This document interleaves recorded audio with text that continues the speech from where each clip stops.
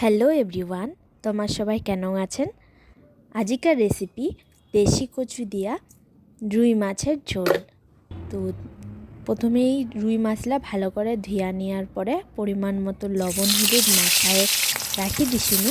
তারপর কড়াইটা তেলখান গরম হয়ে গেলে একটা একটা করে পিস ছাড়ি দিন। এরপর ইলামুই একদম আলগাভাবে উল্টাই দিন যাতে ভাঙিয়া না যায়।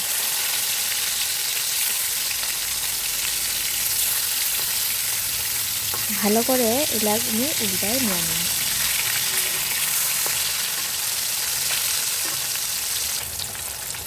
তারপর একটা হয়ে গেলে উল্টা পাখায়ও ভালো করে নইলা উল্টায় নিয়ে নিন।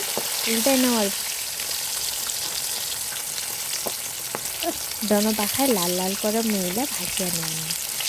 আর আমার বাড়িতেও বেশিরভাগ ক্ষেত্রে রুই মাছই হয়, কারণ অন্য মাছ এত বেশি পছন্দ করে না। একটা কথা আছে না যে শাকের মধ্যে পুঁই আর মাছের মধ্যে রুই, এরাই চলে আমার বাড়ি। আগত ছোটোবেলায় আমি পুঁই শাক এত খাওনি আর পছন্দও ছিল না, কিন্তু বাড়ির পুঁই শাক খাইতে কিন্তু দারুণ লাগে যায়। আমার বাড়িতে পুঁই আছে, এলাম তো পুঁই শাকের ফ্যান হয়ে গেছি। তো গল্পলা থাক, ততক্ষণে রেসিপিটা দেখি। তো মশলা তো ভাজা হয়ে গেছে, দুনো পাখায় ভাজি নিছু। তারপর কড়াইটা দুখান তেলেতে পাঁচফোড়ন, পেঁয়াজ আর শুকনো লঙ্কা ফোড়ন দেওয়া দিন।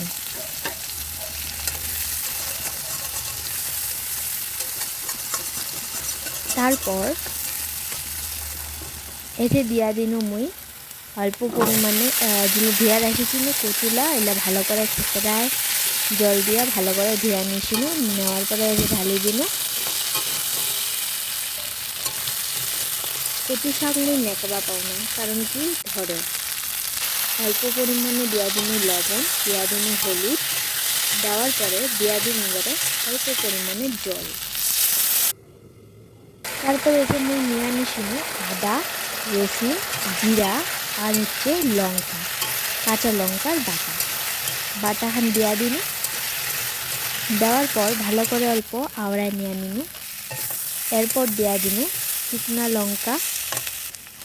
শুকনা লঙ্কার গুঁড়া। তারপর অল্প পরিমাণে জল দেওয়ার পরে জলখান যেগুলা গটগটায় চলে আসবে, সেলা ভাজা মশলা দিয়া দিই মিটিয়ে। দেওয়ার পরে দিয়া দিন এলামি গরম মশলা। কচু শাক বলে কথা, গরম মশলা না দিলে হয়। দেওয়ার পর ভালো করে আওড়াই নিন।